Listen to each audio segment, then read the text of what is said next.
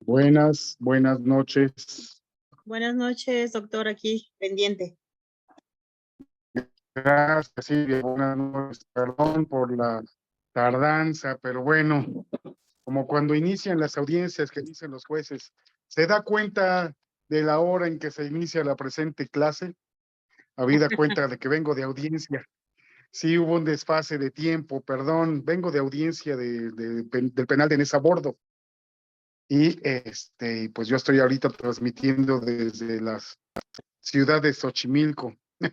Entonces tuve que atravesar pues toda la zona oriente al sur de la ciudad y bueno, pero ya estamos aquí y muchas gracias. Y también el día de ayer, pues estaba haciendo unas gestiones allí en FGR, en FEMDO, y pues bueno, pues se retrasaron también ahí los tiempos y eso ya me impidió estar el día de ayer con ustedes y bueno, les agradezco su comprensión y pues bueno, pues vamos a continuar con nuestra materia. Habíamos quedado, entonces terminamos con la parte del marco teórico, la parte del fenómeno social, de cómo se van incorporando los otros áreas, ciencias que estudian el acontecer social del hombre en sociedad. Y quedamos, bueno, empezamos a hacer ahí algunas anotaciones respecto del fenómeno en Ciudad Juárez, ¿no? Un parte desde el punto de vista histórico, social, económico, de la dinámica geográfica, incluso de la orografía y del clima propios de esa región. Y finalmente empezamos a esbozar algunas cuestiones que tienen que ver incluso culturalmente con el arraigo o el acercamiento con su ciudad hermana, que es el Paso. Y finalmente, cómo todo ello repercute o incide en el fenómeno criminógeno en dicha entidad y en esa ciudad, mejor dicho, fronteriza al norte del país. En ese orden de ideas, pues habíamos hecho ese primer esbozo, ese primer acercamiento, pero a título de ejercicio les había yo solicitado a ustedes que de igual manera hicieran un esbozo, un primer ejercicio respecto de sus propias localidades, que además, yo siempre lo he dicho, en materia, por ejemplo, de prevención delictiva y de estudios de la inseguridad en nuestro país, se pueden hacer estudios con todas estas variables, es cierto, pero no hay nada mejor que sea alguien que conozca su localidad, que viva ahí, que tenga un arraigo y sobre todo un conocimiento del territorio y de las personas para poder entender mejor ese fenómeno. Porque incluso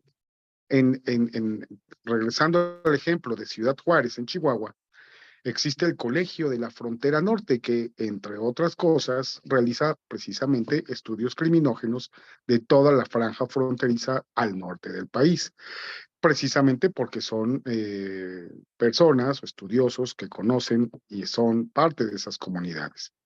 Bien, entonces, pues bueno, les doy la cordial bienvenida a Silvia, Germán, que estuvieron desde hace unos minutos previos al inicio, y ahora José, que se está incorporando.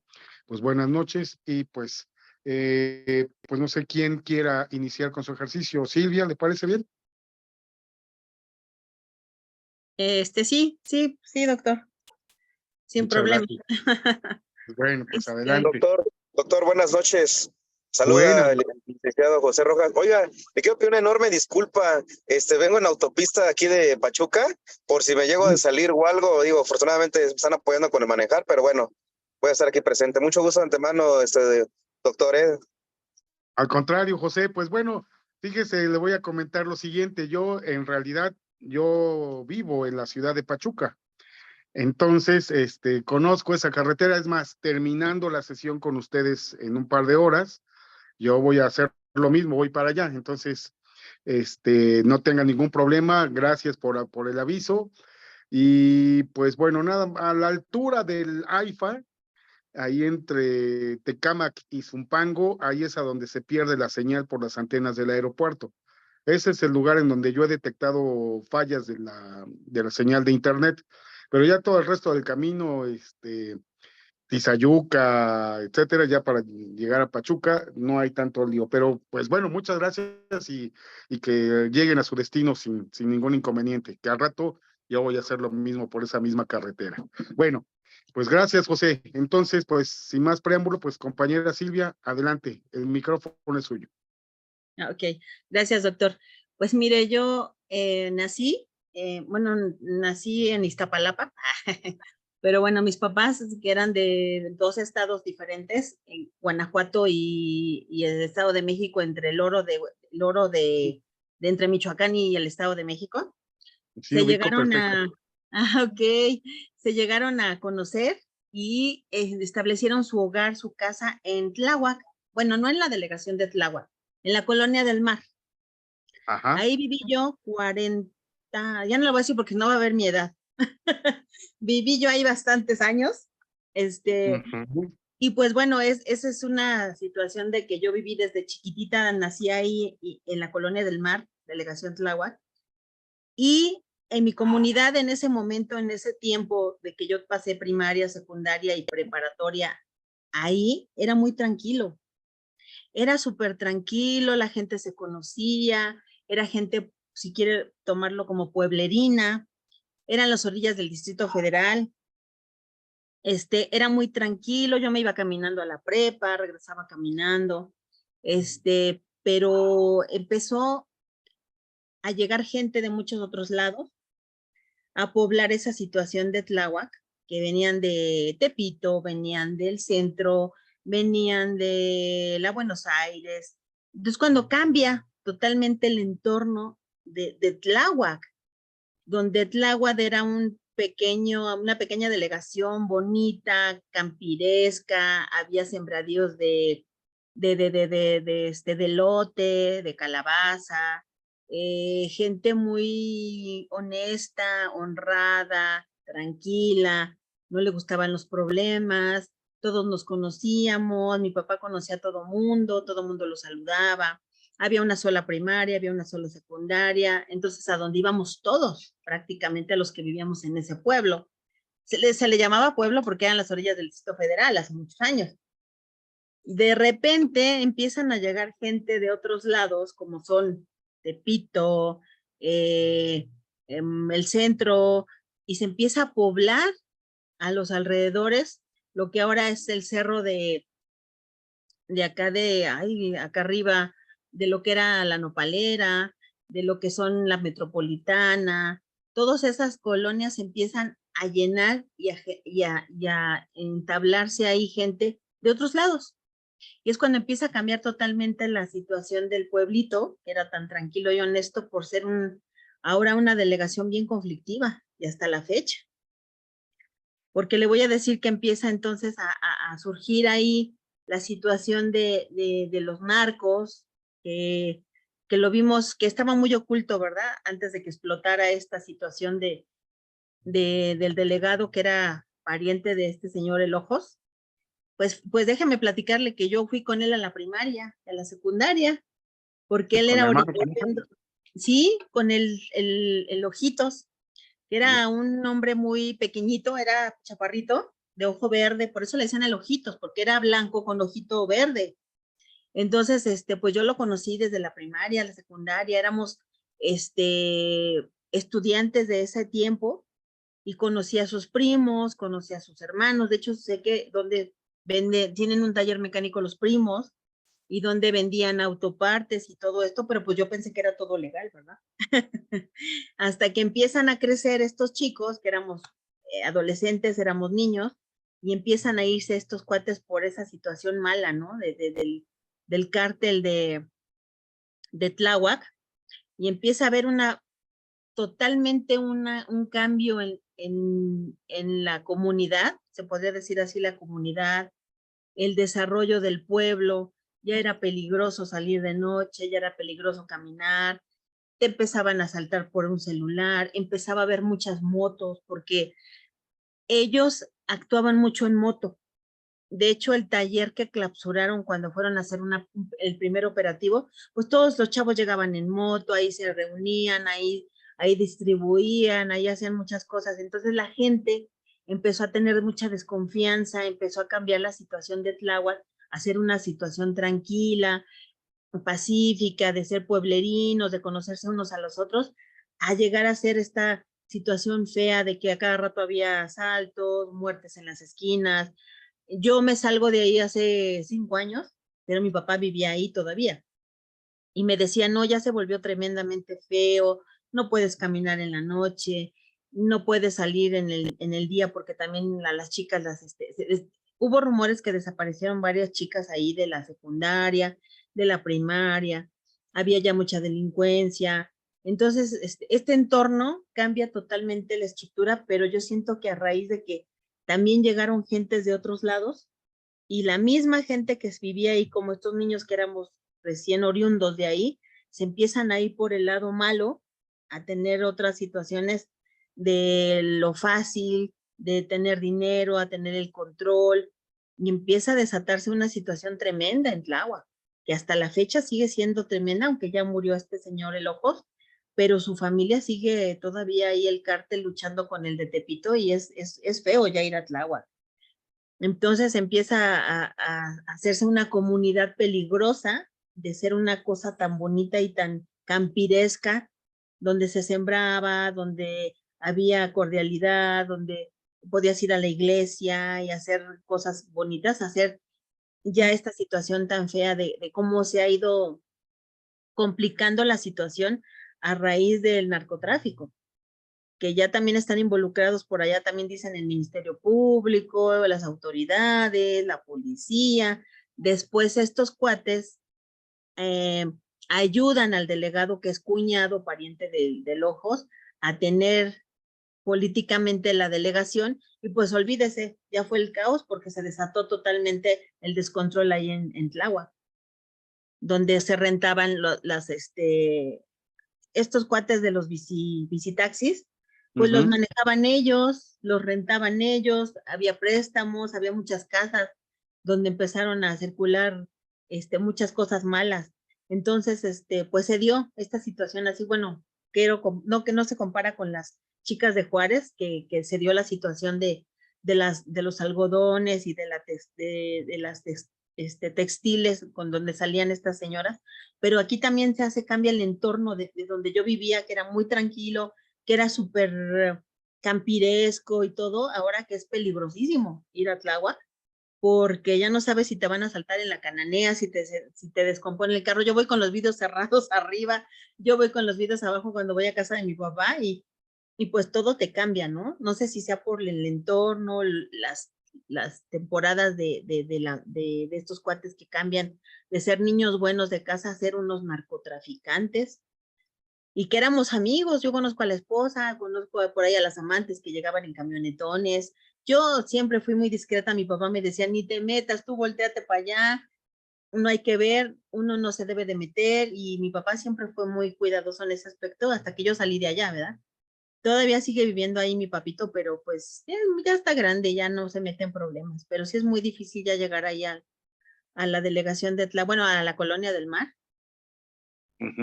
donde cambió totalmente el entorno, cambió la sociedad, cambió la seguridad, cambió el ambiente.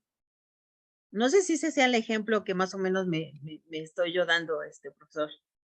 Muy bien, correcto, muy bien. Pero antes de que yo haga algún comentario, le voy a pedir a Germán no que nos diga su análisis que él hizo de su comunidad, sino que más bien nos comente qué le faltó o qué estuvo bien de lo que nos acaba de comentar la compañera Silvia. Germán, adelante, por favor, micrófono. Sí, maestro, lo escucho. En relación a La lo pregunta es, manifestado, sí, exacto, a lo que manifestó la compañera Silvia, a mí me pareció muy bien, pero para complementar el ejercicio, porque yo ahorita puedo hacer mis comentarios, pero prefiero que mejor lo hagan ustedes para que se retroalimenten y pueda hacer todo mejor, y al último hago yo los propios. Pero bueno, ¿qué estuvo bien y qué le faltó a la compañera? Como áreas de mejora, como puntos de mejora de su relatoría que nos acaba de hacer. Sí, maestro. Bueno, quiero también comentarle, la verdad, en la clase pasada sí tuve muy mala, mi recepción fue muy mala. Así que ya creo que la última media hora ya no alcancé a escuchar bien. Incluso ahorita iba a hacer ese comentario, pero bueno, no quise interrumpir. Bueno, ok, está bien. Bueno, entonces, dadas las circunstancias, pues voy a comentar yo. Decíamos en la última parte de la sesión del martes que debemos de tener una visión holística, ¿no? De varios aspectos, de varios gajos de la naranja, para podernos explicar un fenómeno criminógeno en un lugar y en un tiempo determinado, para poder analizarlo. Y que va la geografía, la estadística, la cultura, la economía, principalmente son las materias o las áreas del saber humano que nos ayudan a entender ciertos aspectos de una comunidad.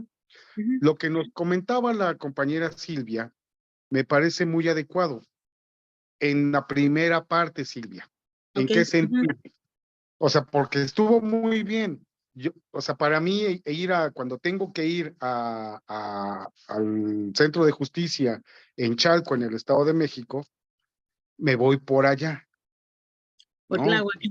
Periférico, Avenida Tláhuac, Colonia del Mar, paso toda la parte todavía de los últimos sembradíos, y atravieso esa parte donde está la laguna, esa grandota.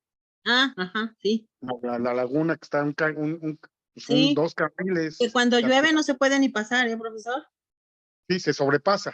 Sí. Y bueno, entonces conozco, de hecho, mi hermana vivió allá también hace muchos, muchos años, unos 30 y tantos, casi 40 años. O sea, sí conocí yo ese entorno precisamente hace 40 años, porque incluso había en la zona de las lagunas, eran donde llegaban las aves migratorias, ¿no? Las garzas y todo, era muy bonito.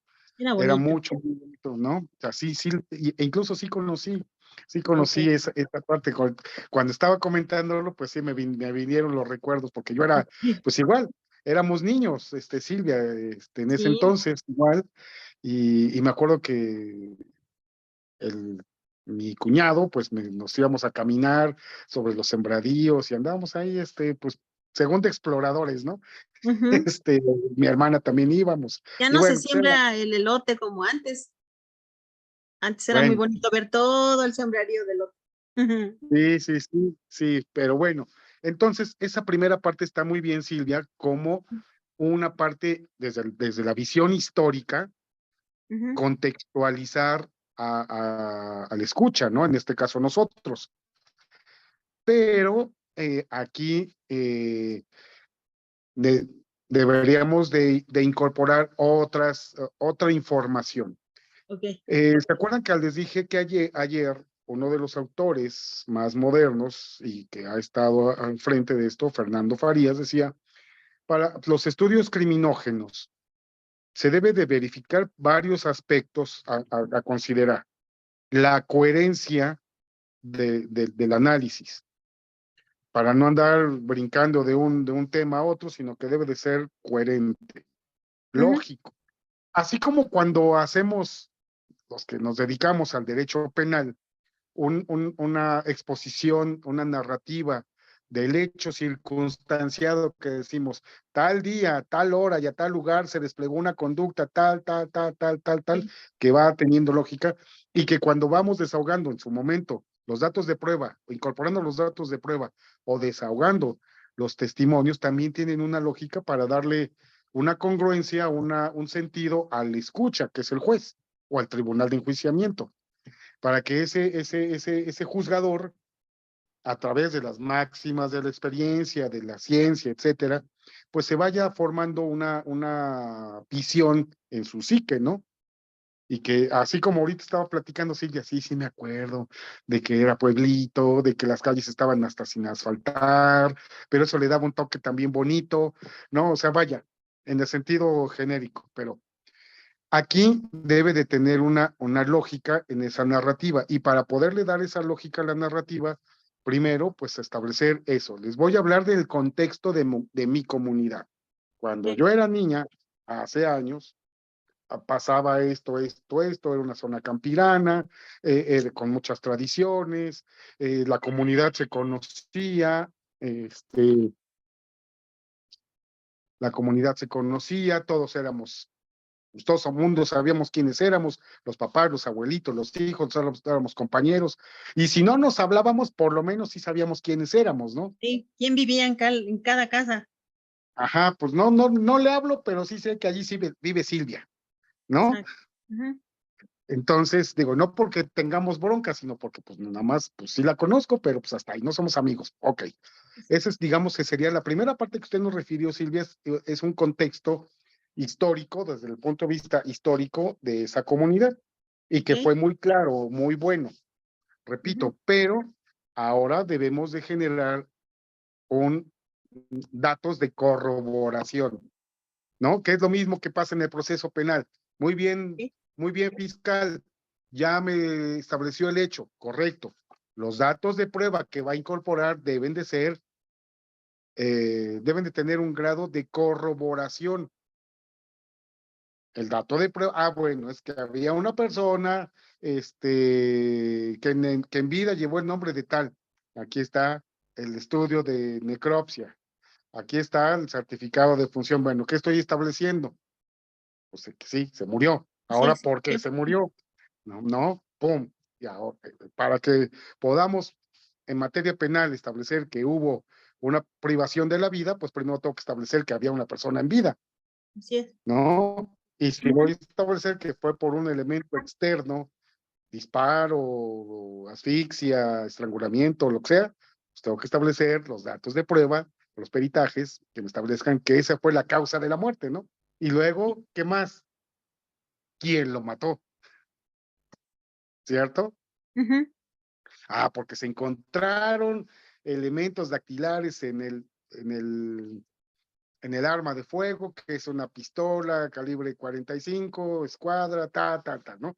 Bueno, si eso lo hacemos, o con esa misma lógica, Silvia, Ok. de los datos de prueba para establecer el hecho, la misma lógica para establecer esa narrativa. ¿Qué es lo que queremos ahora? No solamente que sean lógicos con una narración de tiempo, de espacio, sino que también tenga un nivel de validez y de corroboración y de confiabilidad, Ok. ¿sí o no? Sí. O sea, concentrándonos al tema que estamos hablando, del análisis de la comunidad. Bueno, ¿se acuerdan que yo les dije, bueno, este es el contexto, ahora en particular, a partir del año 2001, cuando se dio el atentado a las Torres Gemelas, ¿qué fue lo que hice? Acoté en el periodo de tiempo de los últimos 22 años que ha sufrido México y en particular Ciudad Juárez, del 2001 al 2023, para Ok. hacer un Ujú. estudio de caso, porque si no sería muy amplio. La parte histórica está bonita para que quien lea el documento, el informe o el análisis de criminalidad en Ciudad Juárez, pues tenga un contexto, pero necesitamos hacer un acotamiento de tiempo, Ok. Ujú. ¿no? Ajá. Y después, obviamente, vamos a darle confiabilidad al resultado, pero, o le vamos a dar confiabilidad a la investigación. Es mejor dicho así. Le vamos a dar confiabilidad a la investigación que hicimos, al análisis. Pero para eso necesitamos de datos duros, de información, de la estadística. Ok. Porque de igual manera, como, como en el ámbito procesal penal, ¿qué es lo que siempre decimos en audiencia, Silvia? No son datos objetivos, su señoría, es mera apreciación del defensa. Pues mera apreciación del asesor o del propio fiscal, no está incorporando objetivamente Pruebas. información. No, exactamente, no está dando prueba en sentido genérico, ¿no? Dato de prueba, medio de prueba, prueba desahogada, ¿no? Entonces no es pertinente, no es idóneo. De igual manera, aquí, ¿qué es lo que necesitábamos? Por eso les decía ayer de las fuentes de información, fuentes abiertas o fuentes cerradas. Pruebas, ok. Como- Las fechas. Así es, como ahorita no somos autoridad, bueno, tanto Silvia como su servidor fuimos servidores públicos y podríamos decir que detentábamos cierto nivel de autoridad en nuestro trabajo, pero ahorita que somos simplemente ciudadanos, ¿a de dónde nos podemos llegar de fuentes de información que le den esa fiabilidad a lo que estamos postulando? ¿Cuáles son? Son las fuentes abiertas. Abiertas. Sí, como las noticias. Exactamente. Ajá. Y si Hasta las vamos a... entrevistas, ¿no? De las personas que viven ahí. Sí, claro, claro, claro. Esa ya sería la encuesta, Encuesta. ¿no? Pero bueno, en este caso, entonces, en particular me voy a referir, sí, o sea, por ejemplo, si fuera Silvia, en particular, ya que una vez establecí el contexto de mi comunidad, que tuvo una transformación, una explosión demográfica, un cambio de visiones, porque pues, eran personas oriundas, nacidas, nativas ahí, dedicadas principalmente a las labores agrícolas, tanto ganadería como agricultura en sentido estricto, con tradiciones culturales, religiosas, sociales, de ir a pedir a la novia con una canasta de frutas muy grande Sí, para que no se enojaran los papás, bueno, o quitarles ahí tanto el enojo como la tristeza de que pues ya se iba a ir su hija a otra casa, entonces una canastota, o las mayordomías, y que son fiestas, y que se alimentan el que llegue, entonces, y por eso se conocía toda la comunidad, y se sí. apoyaba, ¿no? Ujú. Sabemos que don Pepito se fracturó y pues era taxista y pues si no trabaja, pues no tiene para comer, ahí le llevo un taquito, ¿no? Le llevo, mire, doña, le traigo un arrocito y pollito para que coman, ¿no? Y así se iban apoyando también la comunidad a Las esa cuestión, comunidades, sí. ¿no? Esa era una cuestión social. Y al empezar a llegar a una explosión demográfica, sin una planeación demográfica urbana, ¿se acuerdan que hablamos también de urbanismo? Sí. Una planeación urbana de servicios, empezaron a explotar las colonias con problemas de transporte. Las famosas peceras eran insuficientes, tardaban horas, no había agua, no había gas, no había luz, las luminarias, y empezó a haber un problema económico, porque las Sí. personas que se asentaban ahí eran entre paracaidistas o que compraban su lote, pero se iban a trabajar a la Ciudad de México o se quedaban sin trabajo, y entonces cambió la dinámica social, ¿cierto? Sí, claro. Bueno, entonces, ¿cómo estoy afinando la información, no? ¿Se da cuenta, Sí, Silvia? sí, sí. Sí, sí, Bueno, sí. y entonces, pero en particular, yo hablé de Juárez del 2001 para acá, Ujú. pero en el caso de Tláhuac, desde mi perspectiva, bueno, igual también desde el 2001, fue cuando empezó Ajá. a cambiar, hace 20 años. Sí, sí, claro, hace como 20, 25 años, sí. El periodo de tiempo de los 40 años que me refirió Silvia, nos vamos acotando a 25 años. A los últimos 25 años cambió el contexto y el entorno social. Y entonces, si hablamos de datos duros, Silvia, si hablamos de fuentes abiertas, ahí para redondear este ejercicio, ¿qué es lo que podríamos hacer? Según el Instituto Nacional de Estadística y Geografía e Informática, Sí, INEGI, se obtuvieron los siguientes resultados. sí. Que el índice poblacional en la delegación de Tláhuac Incrementó. aumentó de 3 millones de gente, de personas, adultos, niños y adultos mayores, de 3 millones a 30 millones de habitantes, por decir algo, ¿no? Sí, ajá. Según fuentes consultadas en los últimos 25 años, de del 2000 o del 98, o del sí, del año 1998 al 2023, hay un incremento de más de 15 millones de habitantes en la demarcación, lo que generó necesidades de De servicios todo públicos, tipo. Ujú.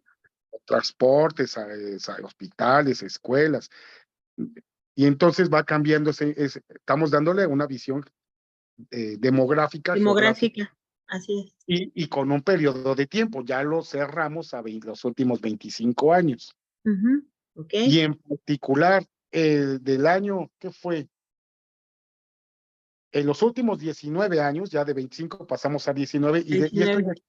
digamos, esto es una apreciación personal, pero Sí, claro. marcó significativamente la vida de la comunidad de Tláhuac, de la delegación, hoy Alcaldía Tláhuac, el 19 de noviembre del 2004. Como vecina de Tláhuac, ¿qué fue lo que pasó ese 19 de noviembre? Que salió en los noticieros, fue una noticia de la Nivel noche, nacional. a nivel nacional y en vivo. Fuimos testigos de qué, Silvia. Pues desgraciadamente fue a 2 casas de la casa de mi papá. Llegó un Nah, operativo, llegó un operativo es que primero fue un operativo de policías de investigación. Llegaron, cerraron la calle, rodearon todas las casas que estábamos alrededor, no nos dejaron salir de la puerta ese día. Yo me acuerdo que ese día iba para la escuela y me dijeron, no puede salir, ahorita no salga. Se metieron a un taller mecánico que estaba en calle Gitana por Manzana 13. Las autoridades que iban como operativo de PDI, bueno, antes era Policía Judicial, la antigua Policía Judicial, llegó a hacer operativo, cerró la calle y se dirigieron directamente al Gitana 13, abriendo con fuerza, con la fuerza pública, un taller mecánico en el que entraron, detuvieron al mecánico, a varias personas y encontraron droga, dinero y clausuraron ese bien inmueble. A partir de ahí, pues ya sabíamos, o la gente que vivimos alrededor nos dimos cuenta, nos percatamos que pues ahí se hacía, era un centro de operación de droga. Esa fue la primera vez. En la segunda vez, que fue después de como de 3 años de ese operativo, y que clausuraron varias casas, no nada más esas, sino otras casas en las colonias del mar, colonias adjuntas, adyacente. adyacentes, ajá. Se hizo otro operativo, pero ya con la Marina. Ya no iban PDIs, ya iban soldados de la Marina, donde iban directamente a un operativo para capturar a la persona esta. Es que yo nada más lo conozco por el ojo, ya no me acuerdo bien su nombre ni su apellido, pero lo rodearon y hubo balazos, hubo una balacera donde él resultó muerto y hubo detenidos de parte de su grupo con el que él Bueno, operaba. okay, pero ¿en qué año fue Silvia? Ay, espérenme, déjeme acordar. Yo me vine de allá en el 2015. 15 ha de haber sido un año antes, como por el 2013, 14. No, yo me refiero a otro hecho que marcó a la delegación, Ah, noviembre del 2004, cuando, cuando quemaron a los policías federales preventivos, ya, sí. a la En San Juan y PGR. Zayopan. En San Juan y Ajá. Zayopan. Sí, lo que pasa es que en ese año, bueno, como todo pueblo, hay rumores y los pueblos son muy unidos. Entonces, en San Juan y Zayopan, que es un pueblito muy unido, porque había rumores de que se estaban secuestrando a los niños. Entonces empezó, yo creo que una persona, no sé quién, pero yo me imagino que fue una señora que empezó a decir que habían unos sujetos en la plaza de ese pueblo, que era como Le que, apodaban la gorda. ay, sí, esa señora, sí, fue la que empezó con el rumor de que, ay, hay unas personas que están tomando fotografías y entonces creo que vienen a secuestrar a los niños, y entonces hace este rumor como una llamarada donde sale toda la gente con armas y todo, y pues se linchan a estos pobres que eran periodistas o eran dedicados a otra cuestión, otra profesión, por eso llevaban las cámaras, no porque eran secuestradores, sino... Abro paréntesis, la Sí. palabra linchamiento viene de un comisario en Texas, de apellido Lynch. Ay, mire. O sea, por eso es los lincha, como Lynch, de Lynch de apellido, ya se hizo como verbo. Linchar significa es una ejecución extrajudicial, a final de Así cuentas, es. ¿no? Ajá. Una ejecución por mano propia, ¿no? ¿Podría Así ser? es, así es. Pues, bueno, técnicamente, digamos, es una ejecución Acusación, extrajudicial, ajá. ¿no? Es un homicidio, O un ajuste de finalmente. cuentas. Ándele, algo así. Pero bueno, viene de este comisario de Texas, pues ya sabe cómo también están re locos los gringos. Ay, pero no se crea, profesor, con tanto que nos invaden de información de Estados Unidos, ya todo el mundo se cree también gringo, ya quieren hacer lo mismo que ellos. Porque Bueno, sí, bueno, hablando de ese tema, ajá, los sí, bueno, linchan, cierro para de Lynch, los linchan. los linchan, hacen justicia por su mano porque creían estos rumores de que realmente sí iban a secuestrar a los niños. Entonces, como en los pueblos finalmente no creen tanto en la autoridad, entonces por costumbres de los pueblos, ellos se hacen y se arman de lo que pueden y bueno, finalmente les prenden fuego, les prenden gasolina y los queman. Ajá, los golpean, les ponen una Sí, les ponen maracucha, una mandarina. exacto, le rompen la mandarina en gajos y Sí, finalmente en vivo los rocían de gasolina y les avientan el cerillo. prenden fuego. Yo conocí al sobreviviente, a Edgar Moreno Nolasco. De Ay, qué hecho, bárbaro. estuvo conmigo, después de que sale del Hospital Central Militar, estuvimos un mes en Querétaro para evitar medios y tal, o sea, sí lo conocí muy bien al sobreviviente. Bueno, entonces el punto es que parece que estamos disgregando, Germán, Silvia, pero si se dan cuenta, no, porque ¿qué es lo que estamos haciendo? Estamos yendo de lo, como nos enseñaron en la primaria, de lo Claro. general, lo particular, y estamos dando varias variables, porque si estamos hablando que en los últimos 20 años cambió la dinámica social, el entorno social de Tláhuac y en particular la Colonia del Mar, sí es importante tomar estos otros antecedentes donde hay hechos de violencia muy cruda, muy grave. Exacto. Y ahorita, hablando de violencia, también les quisiera comentar, según la Organización Mundial de la Salud, ha definido a la violencia de la siguiente manera. La violencia es el uso intencional de la fuerza física. Hay una psique, una voluntad, un dolo, un saber, querer y entender, y a pesar de saber que es prohibido, hacerlo, Lo ¿no? realizas. Así es. Entonces, según la OMS, la violencia es el uso intencional de la fuerza física. No solamente la fuerza física, sino también amenazas contra una o varias personas, una colectividad. ¿Con el fin de qué? De traumatizar y generar un daño psicoemocional, con problemas en el desarrollo de esa psique de las personas, ¿no? Entonces, la violencia tiene esos tres elementos: uso de fuerza intencional, Querer conocer y actuar. así es, y no solamente la fuerza como tal, sino también La amenazas, violencia emocional. subvertiente, psicoemocional contra una o varias personas, o sea, la violencia en general, sí, física o emocional, contra una o varias personas, pero para efecto de ¿qué? De traumatizar, de generar unos efectos, que digamos es la consecuencia natural, y generar un daño psicológico grave. Bueno, daño psicológico, quítenlo de grave, porque según la Convención de las Naciones Unidas contra la Tortura tiene que ser grave, pero según la Convención contra la Tortura del Sistema Interamericano le quitan el calificativo de grave, porque a lo mejor para mí una cachetada pues me enoja, pero No me no me causa daño genera, no me, emocional. o grave, no, sí me enoja, a lo mejor me pone triste, ay, me pegó mi papá, pero pues ya al otro día pues ya se me olvida y ya mi papá me invita a desayunar y pues ya somos otra vez, llevamos la vida natural, ¿no? Pero para otras personas puede ser muy, muy grave, ¿no? Y olvídense de la fuerza física, la amenaza, la denigración, la minimización de una mujer, por ejemplo, ¿no? También.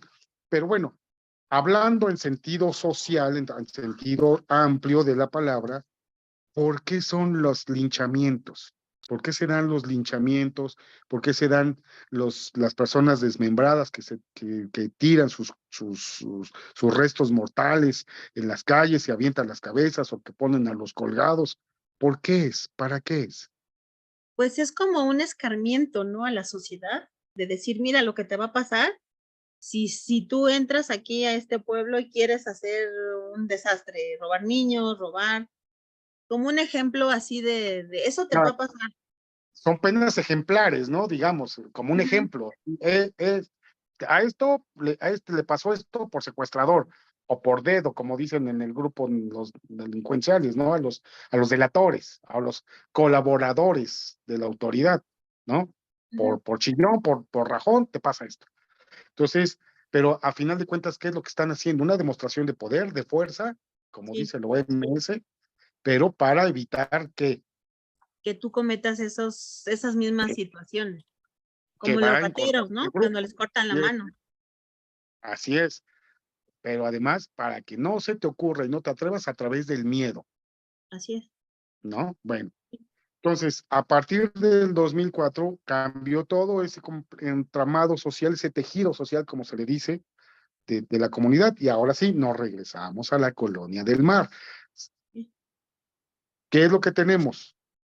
Una explosión demográfica, cuántas personas llegaron a vivir en los últimos 20 años que se fueron incrementando exponencialmente, 1, 2, 4, 6, 12, 24, 48, 96. ¿Sí me explico? Es sí, exponencial, que se sí, sí, van sí, duplicando. duplicando. Y no había centros escolares, entonces había una alta competencia por las escuelas públicas, había 100 lugares y había 500 niños en la comunidad. Eso también, no hay empleos cercanos o son subempleos en los tianguis, el transporte, como no hay vías de comunicación amplias, bueno, ya ahorita ya ha mejorado un poco, pero este, al no haber vías de comunicación para vehículos y transportes grandes, pues qué era lo que se percataron que era muy viable, las mototaxis, ¿no? Porque eran más fáciles de moverse entre las De calles. moverse. Ujú. Pero al mismo tiempo, las mototaxis que generaron, que era muy fácil y muy fácil de camuflajear el transporte o el trasiego de drogas, ¿no? Exacto. Ujú. Y además también que los tripulantes de los mototaxis, pues eran las cámaras de seguridad de los grupos delincuenciales. Así es. Es lo mismo es el mismo fenómeno que está pasando ahorita con los Uber Eats o los de estos Didi y Sí, todos de los que traen mochilas. comida. Se ponen la mochila y andan dando vueltas en la ciudad y nadie duda de ellos, nadie sospecha de ellos. Ve uno a un grupo, a dos muchachos en una motoneta y si vienen de playera y con las mariconeras, las mochilitas estas y con la gorra de lado, se pone uno espantado porque piensa que son asaltantes, pero no, nadie duda del Los que Didis. transporta comida, los Ujú. Didis. Y esos ya son colaboradores, Así nada es. más son los que andan campaneando. Bueno, Camuflajeados. camuflajeados, exactamente, o camuflados, como se diga. Entonces, ¿qué estamos viendo? O un cambio en esa dinámica, pero si eso le estamos incorporando información estadística oficial, tanto de la página de la alcaldía o de la página oficial que genera esta información estadística, va cambiando. Y otro factor, entonces los homicidios dolosos, otro dato importante a considerar es el incremento de los homicidios dolosos por cada 100,000 habitantes, que es la forma de evaluar o de proyectar que ha sido consensuada a nivel internacional. ¿Cuántos homicidios se dan por cada 100,000 habitantes? La forma de medición, no solamente de México, sino del mundo. Entonces, aquí sería otro factor para considerar para ese estudio, Silvia. Entonces, Ok. en mi comunidad, durante tantos estos años incrementaron las personas, servicios, tal, economía, y la incidencia delictiva en materia de homicidios por cada 100,000 habitantes serán 5, serán 10, 20, o se han ido incrementando también en los últimos años. Que estoy entonces, todavía no he llegado a la parte del análisis, nada más estoy en la parte del contexto, estoy dando la información dura, Claro. ¿no? Si se dan Los cuenta, cambios porque importantes. los cambios importantes en los números, Ujú. pero que deben de ser verificables, válidos, porque si no entramos al ámbito de lo subjetivo. Y eso, pues sí, está bien, pero es su opinión, Exacto. Sí, ¿no? no hay nada Con que los comprobado. si es. Y si se dan cuenta, esto es una forma también muy establecida, estandarizada incluso, que se da para realizar estudios o análisis académicos. Si Mm. ustedes hicieron tesis de licenciatura o van a hacer tesis de maestría, también esto que estamos hablando también les va a servir. O tesis Ok. de doctorado, si deciden continuar después con un doctorado. ¿Qué es lo que están haciendo? Están proveyendo información. Su tesis, ¿cuál es? Pues que incrementó la violencia en la colonia del mar en Tláhuac, ¿no? Ujú. ¿Con qué la están Sustentando. sustentando? Con esto. Y van a decirme, ¿se corrobora o no se corrobora? ¿Se Ujú. verifica o no se verifica? No, pues, ¿qué crees? Sí tienes razón, no fue por eso, fue por otras circunstancias diversas. Pero aquí lo estamos verificando Claro. con esta información. ¿Y cuáles van a ser entonces? Si ya tenemos incidencia delictiva, ahora qué nos hace falta? Incrementar o incorporar a esta La cazuela dinámica. para hacer el guiso, la crimidinámica, cómo se dan los asaltos. Y además el grupo o las características de los autores del delito, pero también, obviamente, de las víctimas. ¿A quién Ujú. asaltan más? ¿Cuáles son? O se incrementó el trasiego de drogas, de estupefacientes. Tláhuac, pues era la bodega de las drogas de la Ciudad de México. Cuando se descubre esta situación en Tláhuac es cuando se dicen, ay, si en el Distrito Federal también hay narcos. No, pues ya había en muchos lados, pero fue como que la explosión. Ujú. Yo siento que ahí podríamos incorporar la situación de quién dirige ahí, empieza a hacer esa banda y esa organización, la persona, que es la que empieza con esa situación de drogas, ¿no? Que sería en este caso el Ojos. Cuando este niño conoce la demografía de Tláhuac, porque es oriundo de ahí, porque conocía las colonias perfectamente bien, porque conocía a las personas, entonces para él se le hizo muy fácil decir, bueno, pues Tláhuac un pueblito pequeñito, tranquilo. ¿Mandé? Ujú. Es un Ajá, pueblo. empieza él a Y analizar, fácil, ¿no? La y fácil, situación, ¿por y qué no se fue fácil a de Tepito? porque hay Porque mucha digo, competencia. Tepito no iba a ponerse en contra de los que ya estaban allá, Entonces dijo, pues aquí la voy a hacer, porque es mi pueblo, porque ya conozco, porque me voy a jalar a los amigos, a los primos, a los vecinos, y empieza a formar esta organización. Era Empieza, territorio virgen y exacto, además poco explorado, poco conocido y que podía pasar fácilmente desapercibido, desapercibido, exacto, porque ¿no? todos me Por ejemplo, la conocen. palabra, sí. Y entonces, bajo esa circunstancia, ¿qué es lo que busca un delincuente? Que todo el La mundo sepa mayoría. que es. O sea, ahora se ha invertido un poco los valores, pero ¿qué es lo que antes, en las 80, 70, 2000 todavía, qué era lo que buscaban? Pasar desapercibidos. Ajá, Pues que sí, nadie sospechara de ellos. y comerciar sus productos y Ujú. tener una empresa fachada, llámese mototaxis, llámese los más comunes que son Taller mecánico. restaurantes, Ujú. taller mecánico o autolavado, ¿no? Y Sí, entonces, pues, es un hombre triunfador, es un hombre trabajador que todo el tiempo está ahí en su autolavado, viendo cómo lavan los carros de los vecinos o de la gente que llega, pero lo que no saben es lo que pasa atrás de la oficina, ¿verdad? O en la bodega, atrás de la oficina, del patio. Ujú. Y bueno, entonces era pasar desapercibido. Y en ese orden de ideas, pues ya estamos teniendo, ya le estamos dando más coherencia a Ujú. esta información. Y ya terminamos, digamos, la segunda parte. Ahora nos falta la última, que es establecer o formular, como en toda tesis, una hipótesis, o una síntesis, mejor dicho, una síntesis que concrete cuáles son entonces las causas que dieron origen al incremento de la criminalidad en la Colonia del Mar durante los años 2000 al 2023. ¿Cuáles serían? Entonces, ahora sí, de todo esto que ya usted nos platicó, Silvia, de lo que estamos viendo, obviamente nos faltan los datos duros, Sí. no los tenemos, pero de tenerlos, entonces, ¿qué diríamos? Ah, vamos a hacer una ficción.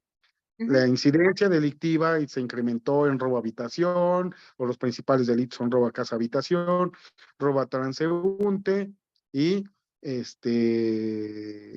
delitos contra la salud en su modalidad de narcomenudeo o de posesión en fines de venta, ¿no? O sea, en bodega y el que le anda tirando, el que le anda dispersando, ¿no? Dispersando. Ujú. Que se dicen en términos coloquiales, los tiradores, ¿no? Los que andan de las motonetas, los que la andan Ujú. colocando con el consumidor final y que a su vez hacen el cobro. Ujú. Entonces, ¿cuáles serían para usted, que conoce su comunidad, las principales causas de incremento? Que ya me las dijo, pero ahora sí como es. Causa En número, orden. voy a referirme de tres principales. Hay más, pero las tres principales son estas, ¿no? Y eso es lo que quiero que ahorita me diga, a título de conclusión preliminar, porque Ok. ya cuando estemos terminando este módulo, vamos a tener conclusiones finales con otros datos que también les voy a decir. Pero Ujú. ahorita, de este primer ejercicio, ¿qué es lo que podemos determinar, Silvia? Bueno, Adelante. determinaríamos que en la delegación de Tláhuac, principalmente la delincuencia se incrementó en la venta de droga, en la venta de estupefacientes, en el asalto a mano armada, en transeúnte, y también en despojos, porque hubo departamentos que los narcos entraban y se posesionaban de casas o departamentos vacíos y les decían no te metas aquí y los sacaban. Despojos, narcomenudeo, robos a transeúnte y pues por obvio homicidios también se incrementaron en Tláhuac a raíz de esta situación demográfica que empezó a resultar de muchas poblaciones y de mucha gente de otros lados que empezó también a delinquir junto con esta organización. Porque ya no había coherencia de comunidad, ya son personas que ya ni sabíamos quiénes eran, ¿no? Bueno, Exacto, ya no los conocíamos. ok, ahora la siguiente parte. Eso es también lo más complicado, triste y desafortunadamente, porque si entonces hablamos que hay colusión de autoridades administrativas, políticas de la entidad, de la comunidad, entonces el problema Se se incrementa. incrementa, se multiplica, porque entonces tenemos servidores públicos, policías preventivos o policías de investigación que están coludidos, y fíjese también aquí hay un factor importante para no generar ahí fricciones o dar de pisatones a los policías, porque no siempre es por un hecho de corrupción o de cohecho, sino también por amenazas. Exacto, sí. ¿Le entras o le entras, güey? No, es que no me interesa. Mira, ahí te va una lana. No, gracias. Ah, bueno, no quieres cooperar, pues entonces ahora de todas maneras lo vas a hacer, güey. Porque si no, Sí, no ¿qué cree amaneces en tu que? colchón. Sí, ¿qué cree que, doctor, que yo fui a la delegación de Tláhuac, al Ministerio Público, a ver un asunto y tengo amigos con los que yo trabajé en Iztapalapa y cuando se da el caso que detienen que matan a Ojos, me estaba comentando un compañero, Silvia, ¿saben dónde vivimos? ¿Qué carro traemos? a qué horas llegamos, a qué horas salimos, todo. Saben todo de nosotros. Entonces, pues tratamos de ser más discretos, pero sí hay gente de aquí de la institución que sí estaba coludida con ellos. De hecho, un Y así, abogado que murió con un infarto, no sé si la llegó a conocer Mirabete Capelete, una no. licenciada que estaba ahí en Tláhuac, que estuvo en Iztapalapa mucho tiempo. Dicen que ella le dio un infarto porque llegó visitaduría, contraloría, a revisarles todo, a sacarles todas las carpetas, y que ella pues sí estaba recibiendo dinero y le dio un infarto, del miedo que le dio. Ya valí, ahorita aquí voy a terminar, pero también con carpeta, ¿no? Voy a terminar Sí, empapelado y puesta a disposición. sí, fue lo que me comentaron y me dijeron, todos saben qué carro traemos, a dónde vamos, quién es nuestra esposa, todo, pero por la situación de las amenazas. Y así como existe las áreas de inteligencia en las fiscalías y en las policías y en el ejército y en la marina, también existen las áreas de contrainteligencia en los grupos delincuenciales que se encargan de hacer trabajo de calle o trabajo de gabinete. También tienen sus analistas de inteligencia. Ujú. No solamente es un despliegue de fuerza de los sicarios o de las orejas, de los estacas o halcones, sino también de gente que está haciendo información, trabajo fino, digamos, de investigación, precisamente para tener bien investigados a la autoridad. Y por eso Sí. digo, no es que todos sean corruptos per se, sino que muchas veces están colaborando por amenaza, que ese Ujú. es otro factor también importante a tenerlo. Y, y con, en este foro académico, obviamente, pues es importante decirlo para que no digan, pues nada más le está echando a la policía. No, o sea, hay servidores públicos excelentes, ¿no? Por Claro. supuesto. Y que incluso de veras sí ofrecen su vida como héroes sin capa, ¿no? Dicen por ahí de broma. Sí. No, sí. Pero bueno, entonces tampoco es válido generalizar y por eso hice la precisión. Pero Sí. entonces se dan cuenta cómo estamos haciendo este análisis social, cultural, histórico, pero ya incorporando información, que eso es, este primer ejercicio estuvo muy bien, Silvia, porque la verdad, pues sí, a mí sí me hizo recordar pues, parte de mi infancia, aunque yo no vivía ahí, pues a veces los fines de semana, pues iba a visitar a mi hermana y o mi mamá también, y pues íbamos a visitarlo, mis papás, pues conocí la comunidad, poquitito, pero finalmente sí anduve por ahí casualmente, ¿no? Ujú. Bueno, Sí. entonces, vamos a dejarlo ahí en eso por el momento con Silvia, pero Sí. algún otro comentario, alguna otra situación, Silvia, que me quiera hacer en este momento, que diga, a ver, sí, no había considerado esto, me faltó, a ver, ahora platíquemelo, ahora sí quiero escuchar. No, sí, ya entendí cómo hay que ir como desglosando las situaciones, que sea como histórica primero y ver viendo las etapas con fechas, y para que tome así como que un cuerpo bonito esta situación, ¿no? La esencia, lo importante, las conclusiones y cómo cambió, por qué cambió las situaciones y apoyarnos, como dice, de los elementos del INEGI, de las encuestas, de los periódicos que también pueden ser informativos, o sea, de las cosas relevantes. Sí, ya le entendí más la idea, que sí la había Ujú. entendido un poquito, pero a lo mejor no la supe No, está bien. expresar, Es por ejemplo, expresar no, bien. pero está bien, pues Ok, de eso se trata, claro, para ir finalmente. aprendiendo. Ujú. Es que ya saben. O sea, Ok, la verdad es que todos ustedes, o sea, ya son profesionistas y ya sí, tienen experiencia laboral, entonces ya lo saben hacer, nada más hay que darle a lo mejor una metodología, ¿no? exacto. Sí, Pero sí, si se dan gracias, cuenta doctor. también, no, al contrario, al contrario.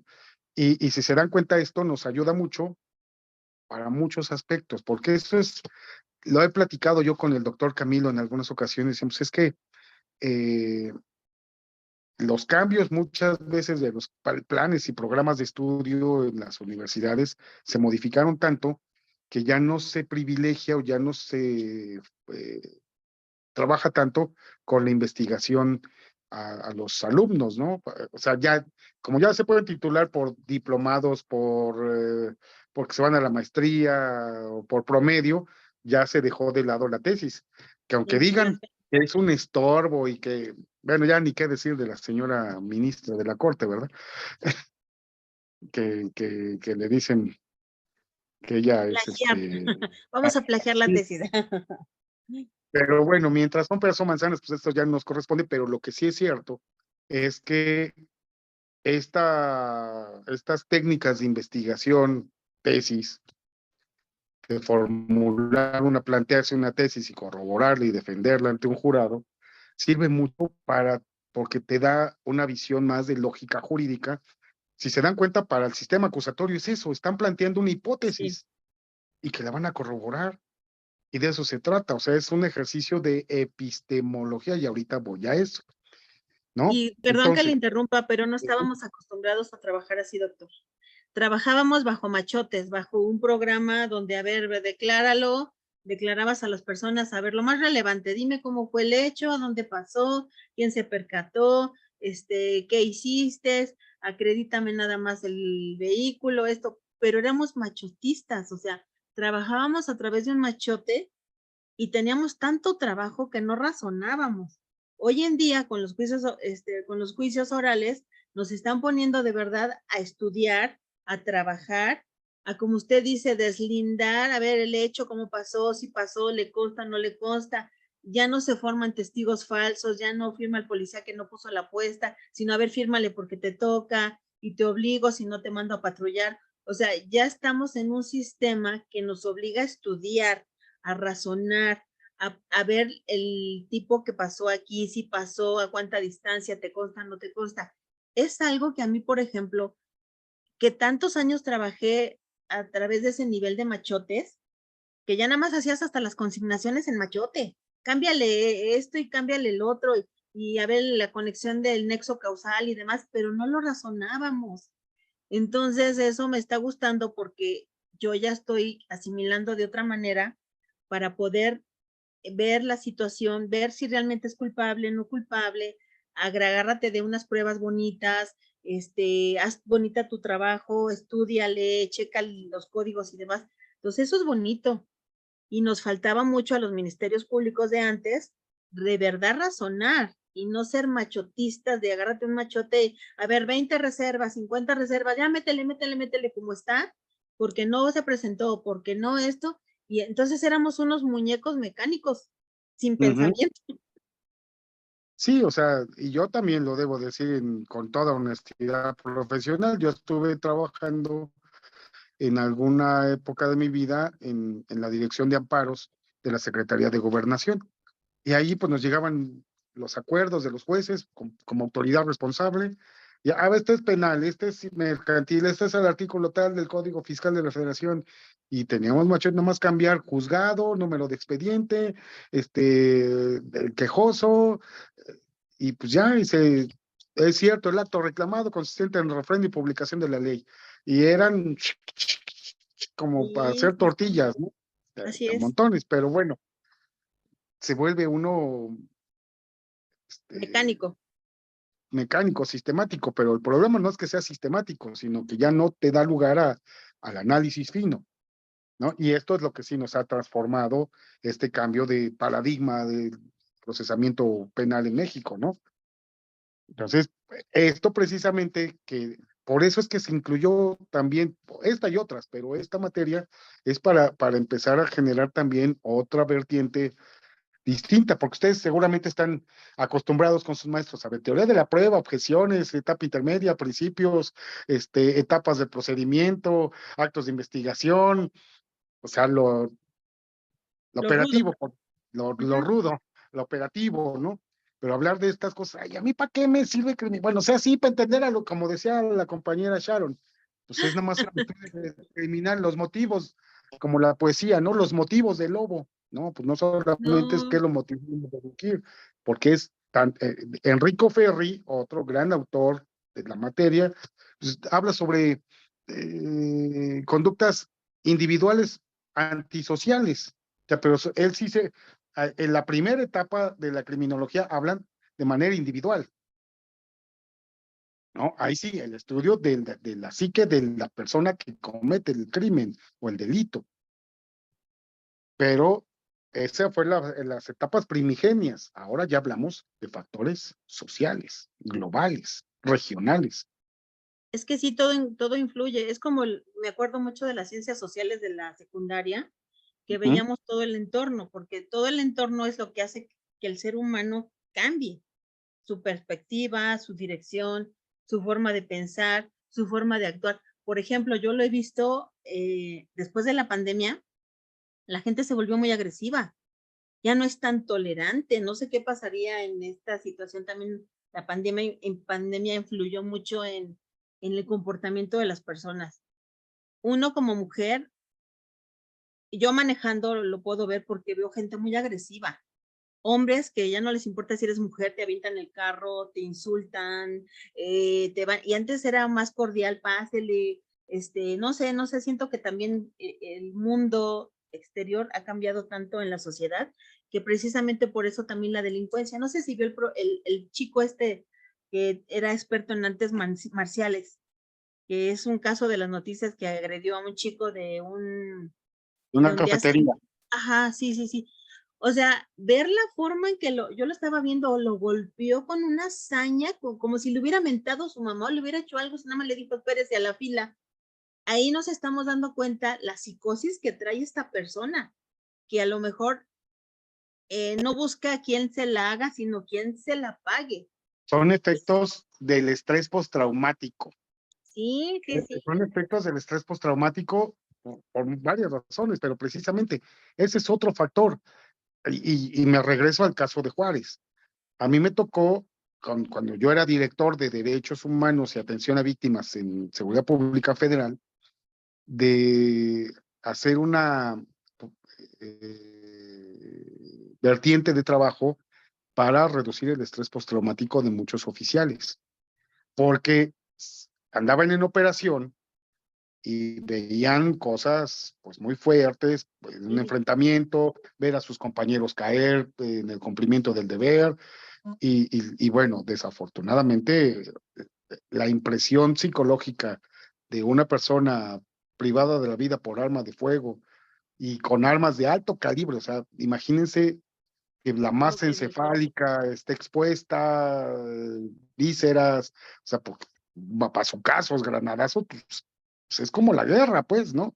Entonces, eso genera estrés postraumático. Y si estaban en Nuevo León, Monterrey, Tamaulipas, Juárez, Tijuana, ciudades de alto nivel de violencia, de peligrosidad, cuando técnicamente les decían, te desmonto, te saco de esos servicios y te regreso a tu base principal en la Ciudad de México, en Contel, ahí en Iztapalapa, ahí en Periférico Oriente, y Eje 4 casi, ahí en la Vicente Guerrero,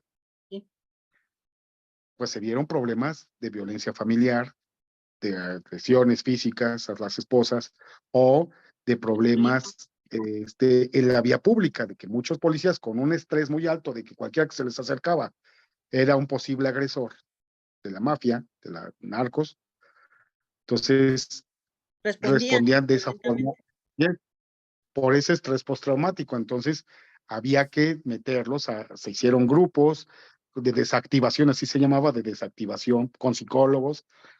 Así, allá la guerra está allá arriba, aquí tranquilo. Incluso una vez me hicieron un comentario de un oficial que lo cambiaron de adscripción a Yucatán, a Mérida. Y andaba con cuchillo, con 2 armas más, siempre con la guardia, y hasta que le dijeron a sus compañeros, espérate, pues aquí sí hay delitos, ¿no? Pero, espérate, pues no. Cuando hacían una parada para detener a un conductor en alguna autopista, este cuate se bajaba apuntándole. No, tranquilo, aquí no estás en Monterrey, es otro contexto social. Sonora, como sea Sharon. Entonces, se tenían que hacer esas situaciones. Entonces, es otra situación. Yo, pues como todos, yo creo que tuvimos una etapa también de la vida, de ser muy atrabancados para manejar. Ahora, sí, eres sí, soy 2 veces, sí, pásale, discúlpame, manito, perdón, sí, soy pendejo, perdón. O sea, trata uno ya de evitar la confrontación, ¿no? Porque en una de esas me sale un carasteca como y me pone una de Santo Cristo, ¿no? O un Igual, loco que va armado, ¿perdón? un loco que va armado, porque todo el mundo va armado. Pues sí, ni me pregunta, ya cuando menos ya me mandó de viaje para el otro mundo, ¿no? Y por una cuestión de tránsito intrascendente, entre comillas, ¿no? Como eso de que fórmese, o sea, no sabía esta parte, pero imagínense, pues sí. Bueno, entonces, Germán, ¿algún comentario de lo que estamos platicando? Que te veo muy interesado, que estás, sí, sí, es cierto, sí, es cierto, sí, es cierto. Adelante, Germán. Sí, es que son relatos hechos, ahora sí que pues, cotidianos, podría decirse, porque ya es algo, pues, que no debe ser así, pero sí es algo que nuestra cultura ya lo está viendo normal, que vuelvo a repetir que no debería ser así. Más sin embargo, pues, estamos malamente estamos evolucionando, pero pienso que no vamos como seres humanos, no llevamos la evolución correcta.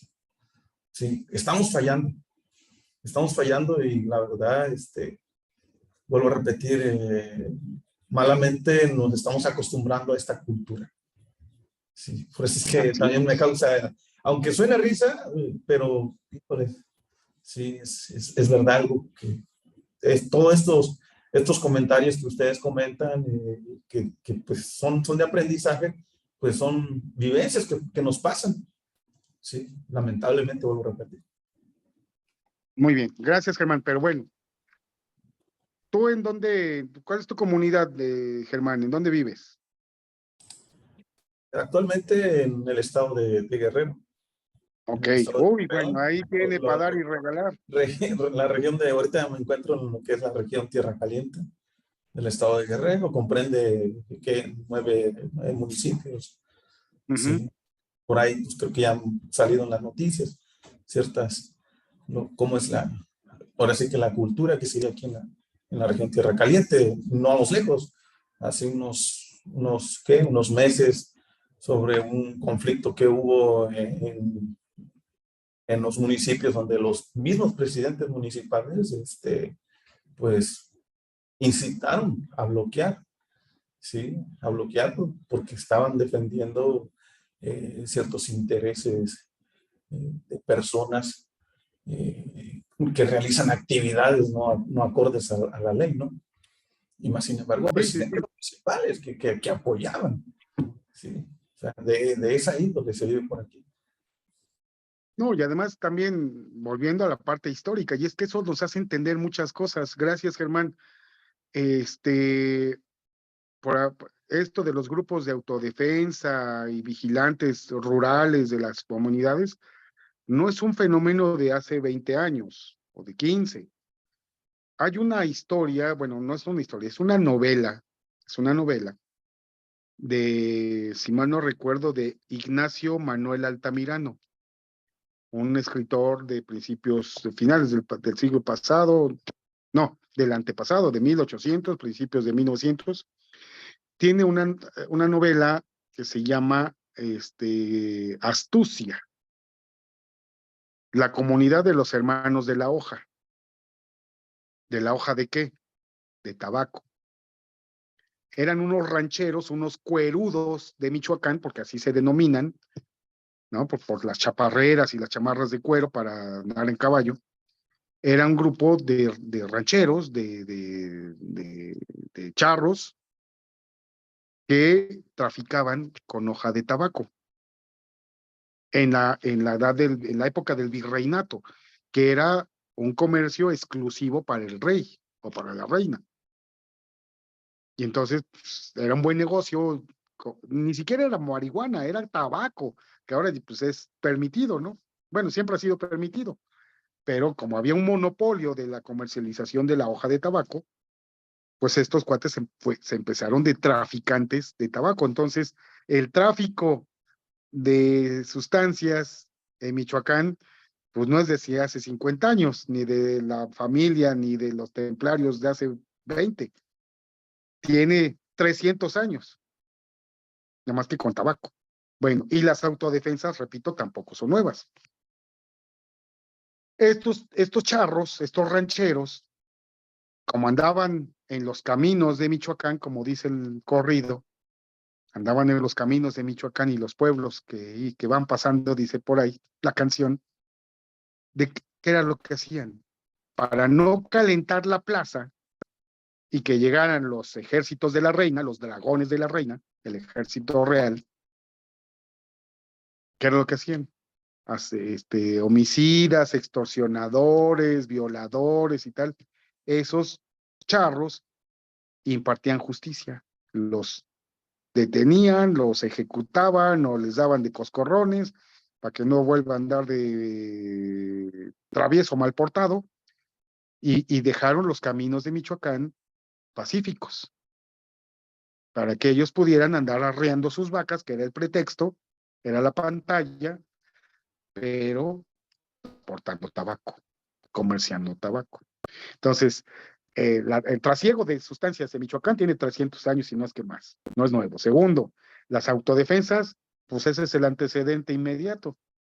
Y se lo recomiendo, además es una novela muy interesante, o sea, costumbrista del México de hace 300 años, o 200, y, y está bonita, o sea, pues sí está, lo ven en el porro, se llama Astucia, o Los Charros Hermanos de la Hoja, pero se la recomiendo, así que se compren ese libro, les va a gustar y además, pues como lo, les digo, como lo van a ver con otros ojos, porque son abogados penalistas, pues le van a dar otro sabor que no le da a lo mejor otras personas, ¿no? Pero que lo lean, se lo recomiendo, pero bueno, entonces, ¿dudas, comentarios, preguntas hasta aquí, muchachos? ¿No? Bueno, acuérdense que les pedí, ya vamos al segundo fin de semana, que vean la película de las Islas Marías y la de Nosotros los Pobres, porque de ahí también vamos la próxima semana a hacer algunas reflexiones, por eso se las repito, les pido nuevamente esa tarea, por llamarlo así, ¿no?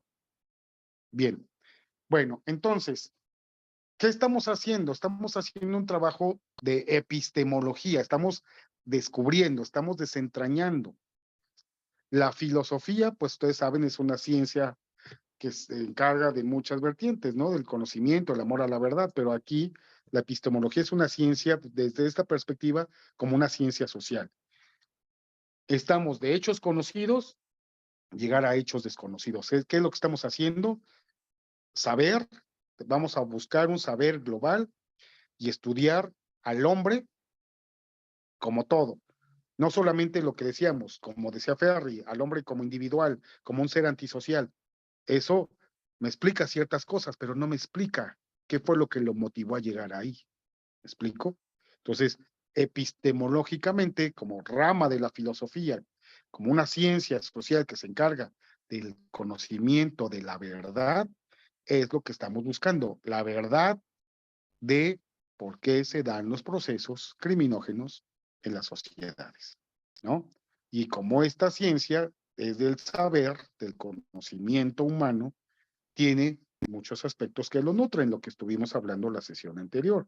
Y vamos a estudiar al hombre como ente individual, pero como ente social. Con la parte científica, con la parte del método científico, ¿cuál es? De la corroboración, de la sustentación. Y en esta parte, entonces, ya habíamos dicho, ¿qué necesitamos? Estudios científicos, corroborables, medibles. La estadística es una ciencia de medición, es una ciencia que nos va dando resultados. Pero entonces, también necesitamos sociólogos, politólogos, estadistas, geógrafos, biólogos, demógrafos, que estudian la demografía. Y aquí lo importante, una ciencia penal que también impacta y es importante, ¿cuál es? La penología. Porque bueno, ya nos estamos explicando muchas cosas, nos estamos explicando el por qué cambia el entorno social, el entorno económico, la parte cultural que decía Silvia, y que sí es cierto, pues preferiríamos ahora estar con esas costumbres, ¿no? Y más allá de lo religioso, porque obviamente México es un país o un estado laico, aunque a veces no lo parezca tanto, pero finalmente tiene una razón de ser. ¿Cuál es? Que el credo interno de a quien le profesamos un respeto, una dignidad de deidad, pues eso está en el foro interno de cada persona, ¿no? Cada quien, así como dirían, cada quien su santo, cada quien le reza a quien quiere, pero la pérdida o ausencia de valores en las sociedades, eso es también un factor que ha influido demasiado. Y esto es precisamente lo que hemos venido comentando, incluyendo la música. La música actual, ¿qué es lo que está generando? Antivalores, ¿no? Se proyecta a las personas que realizan estas conductas como el ideal, al ejemplo a seguir. En alguna ocasión, estamos analizando precisamente un spot, unos comentarios de Kate del Castillo, en contra de la tauromaquia, de los toros, de la fiesta taurina. Y decía esta mujer, no, es que no es posible que agredan a los toros degenerados, enfermos, violentos, etcétera, etcétera. Y está diciendo, es algo que se debe de prohibir. Y sí, estoy de acuerdo. Tuvo un origen, los toros también histórico. Era como se entrenaban los señores feudales para la lanza, para la guerra, para el manejo del caballo y la lanza, etcétera. Pero alguien dijo de los alumnos en otro grupo, porque fue así como detonadora. ¿Qué piensan de esto? Pues sí, que tiene razón Kate del Castillo, sí, pobres animales, pobres toros, los hacen sufrir, estoy de acuerdo. Pero lo que no dice Kate del Castillo, porque dice, es un mal ejemplo para los niños. Y uno de los alumnos dijo, sí, maestro, pero ¿qué cree? Sus novelas de la diosa, la reina del sur, y ¿qué es lo que está haciendo esta chava? Bueno, esta señora. Está proyectando una imagen alterada en una mente maleable, dócil, nueva, joven, inexperta. ¿Y qué es lo que le está haciendo? Es lo que ella critica de los toros, es exactamente lo que hace con sus novelas. ¿Por qué no hace una novela de la primer mujer que voló un avión México, digo, de Estados Unidos a Europa? Tiene más mérito la mujer piloto a principios del siglo pasado, ¿no? Que luchó contra el machismo, económicos y lo logró y fue la primer mujer que logró pilotar un avión. Pues si se trata de poner ejemplos y empoderar a las mujeres, pues mejor ese tipo de ejemplos sanos, ¿no? No de una mujer que cometió un delito. Porque las mentes débiles, pues lo ven como algo a favor. Entonces, de lo que llevamos hasta aquí, ¿algún comentario, alguna aportación más, muchachos? No, doctor, nada más pues ya entendimos más o menos cómo se debe de ver la situación demográfica y el cambio cuando la sociedad va creciendo y todo este rollo. Ya a mí me quedó un poquito más claro. Y entonces en otro ejemplo que a lo mejor otro compañero pueda expresar la siguiente clase, pues ya como que nos va a quedar un poquito más. Que estaría bonito el de allá de Acapulco, ¿no? Pues sí, pero a lo Que nos mejor, platique bien cómo fue cambiando Acapulco también. pues sí, pero a lo mejor también, y eso sí lo entiendo, a lo mejor Germán no quiere pronunciarse mucho, que digamos, para evitar cualquier tipo de situación, y también es entendible, ¿eh? Ah, no, claro, pero pues bueno, ya todo queda grabado, pero entre amigos, Germán, no se preocupe. Y sí, pero por ejemplo, es que la intervención anterior lo vi que andaba buscando las palabras para decir Sí, sin sí, sí, yo decirlo. ¿A también. poco no, Germán? No se preocupe, no va a salir en Bueno, el La Tony en verdad es TV que sí, Azteca. la verdad es que sí, uno a veces no sabe. más vale, más vale. Quiere quedar pues en silencio a veces. Y, y, y dicen que en boca cerrada no entran moscas, y más vale, porque no sé quién está a lo mejor del otro lado, sí pueden ser, o sea, nos hemos convertido en el autocuidado, que eso también es otro factor. Sí. O sea, más Sí, vale. pero yo ya me arriesgué, ¿eh? No, sí, Yo sí, ya me sí. arriesgué con mis vecinos de al lado. Bueno, Entonces, si se dan cuenta, pues hemos hablado la parte histórica, las definiciones, cómo se va nutriendo la ciencia, esta materia, pero ahora quiero que hablemos, y que ya seguramente ya ustedes mismos lo infieren, el objeto de la criminología. Un método y el objeto. ¿Cuál es el fin? ¿Para qué va o para qué se estudia la criminología? Finalmente, ya entendí, sí, por qué se delinquen, las causas o las razones, estoy de acuerdo, pero nada más es para saber y tener una bonita estadística. No, hemos hablado de la penología como las consecuencias jurídicas del delito, ¿no? Incluso hasta por allá ¿dónde está? En Durango, creo, o en Durango o en Chihuahua, creo, hay un centro de readaptación social estatal que así se llama, el Centro de las Consecuencias Jurídicas del Delito. Así se llama, ese es su nombre oficial.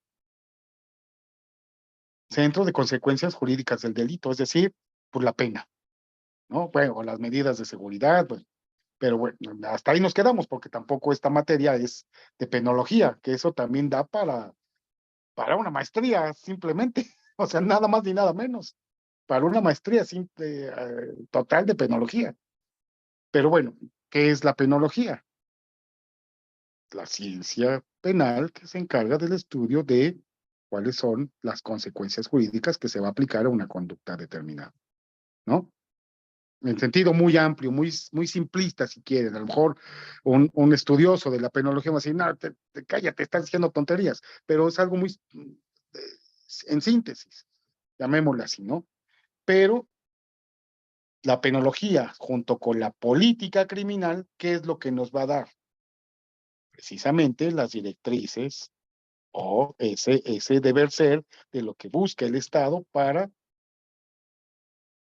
imponer esas consecuencias jurídicas a través de una pena o de las medidas de seguridad y establecer las políticas del Estado para evitar la reincidencia de esas conductas en la comunidad o en la sociedad en la que se está implantando, ¿no?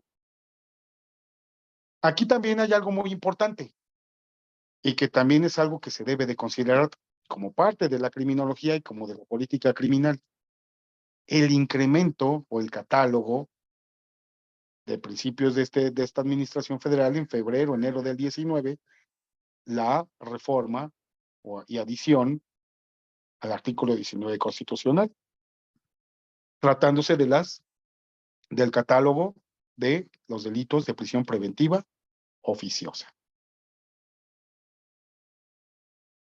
Que eso también sería un motivo de análisis, muchachos, por ejemplo, que cómo estaba la incidencia delictiva, las carpetas de investigación, la judicialización de las carpetas y las sentencias condenatorias antes del 19 y después del 19.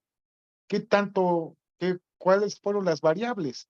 Y ahora, 20, 21, 22, 24 años después de la reforma constitucional, ¿qué resultados nos dio ese catálogo de prisión preventiva oficiosa? Y esto también volvemos a entrar al ámbito de la estadística. Delitos en materia de hidrocarburos, deportación de armas de fuego reservadas, y todos los delitos que se incorporaron, bajó la incidencia delictiva, funcionó la política criminal, evidentemente no, ¿verdad, Germán? Y también Silvia. Entonces, esa política criminal sirvió, tenía un sustento científico basado en todo lo que hemos estado comentando, ¿no? Fue meramente una promesa de campaña, un flashazo, un lamparazo que sirvió para efectos políticos, pero no necesariamente para efectos reales, materiales, de reducir la incidencia delictiva en nuestro país. Estamos de acuerdo. Entonces, la criminología tiene como función específica, ahora sí, ya para entrar en esta parte del objeto, fíjense, tiene función específica en el ámbito cognoscitivo y práctico, es decir, de entender, de conocer y en la práctica, en el establecimiento de políticas de directrices, de líneas de acción, para individualizar las causas. Aquí eso es lo importante, lo que ya estaba haciendo Silvia. Estaba individualizando ¿qué? Las causas del incremento del delito en donde, en su comunidad de la Colonia del Mar. Y los factores que determinan el comportamiento criminal. Las causas y los factores que determinan el comportamiento criminal. Y ahora sí, ¿para qué? Para combatirlo, para reducirlo, para reducir ese comportamiento criminal. ¿Cómo? A través de medidas, a través de acciones estatales, obviamente por parte del Estado, para modificar, reducir y en su caso eliminar las conductas delictivas. Repito, el objeto de la criminología es establecer desde el punto de vista cognoscitivo y práctico la individualización de las causas y los factores que determinan el comportamiento criminal, ¿no? Primero lo entiendo y después establezco las líneas de acciones para combatirlo con una serie de medidas para modificar, reducir o eliminar la conducta criminal. ¿Sí? Entonces, el objeto de la criminología es entender las causas y los factores que determinan las conductas delictivas. Ya lo entendí, que era lo que estábamos haciendo ahorita. Ya lo entendí. Ya sé de qué se trata. ¿Por qué? Por el ojos, por el cambio urbano, por el cambio del contexto social, por la explosión demográfica, la falta de servicios, porque no había dinero, porque se incrementó el trasiego de droga, eso motivó a la drogadicción a los muchachos y que no tienen dinero para su consumo, entonces tenían que robar, por eso decía, asaltos a mano armada, asaltos a transeúnte con violencia, ¿no? A negocios, a transportistas. Ya entendimos las causas y los factores que nos dijo la compañera Silvia. Ahora vamos a la segunda parte, a la segunda etapa de nuestra materia. Ahora, ¿cuáles son las medidas para establecer, para modificar la conducta, modificar, reducir y en su caso eliminar la conducta criminal? ¿No? Ya lo entendí, ahora, ya que lo entendí, pues qué bueno que hicimos un estudio, pero ahora vamos a aplicarlo, vamos a incidir en la política pública, en la política criminal. Como también diría otro amigo, pues más que política criminal, más bien parece criminal política, porque híjole, nada más no da una, ¿no? Preguntas, comentarios al momento, muchachos. ¿No? ¿Todo bien? Bueno, ok. Ahorita ya para cerrar nuestra sesión del día de hoy, vamos a hacer un pequeño apunte que es la diferenciación entre criminología, que ya lo vimos, ya la sabemos, ya lo tenemos, y vamos a entender la criminalística.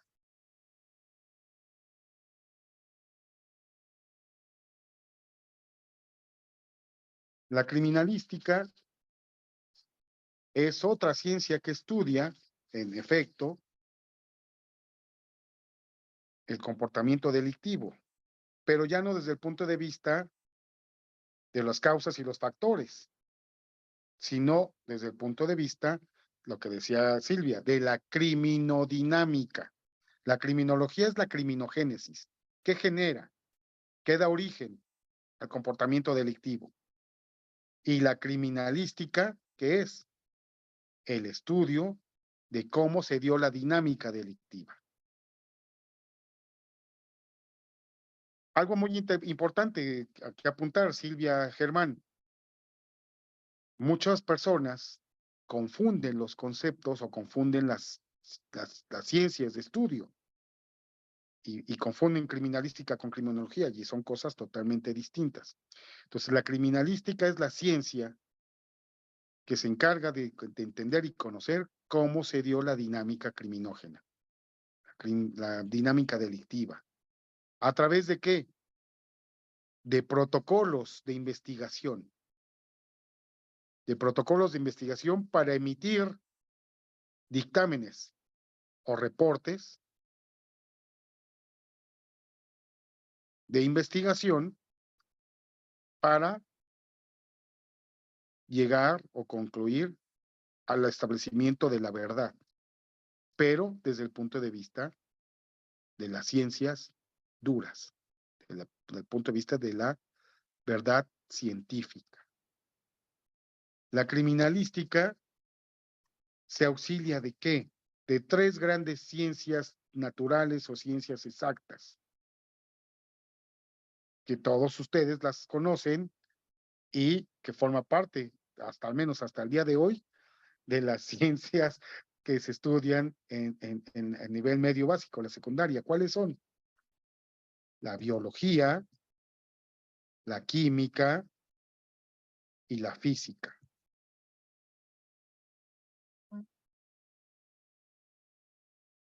Son las tres ciencias auxiliares de la criminalística.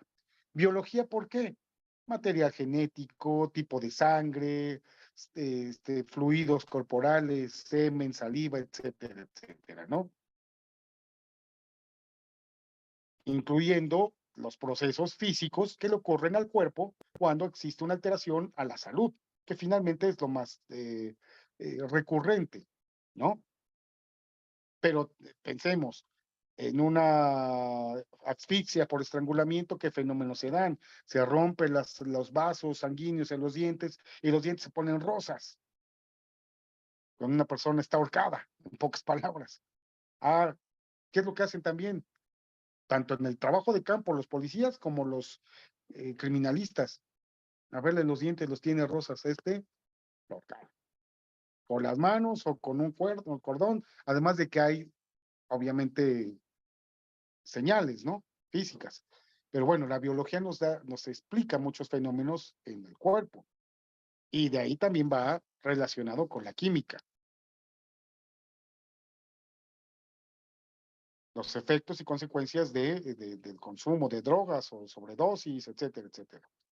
Y finalmente, la física, trayectoria de proyectiles, balísticos, velocidad, contratiempo y distancia, que es lo que nos da el estudio de análisis o el análisis de los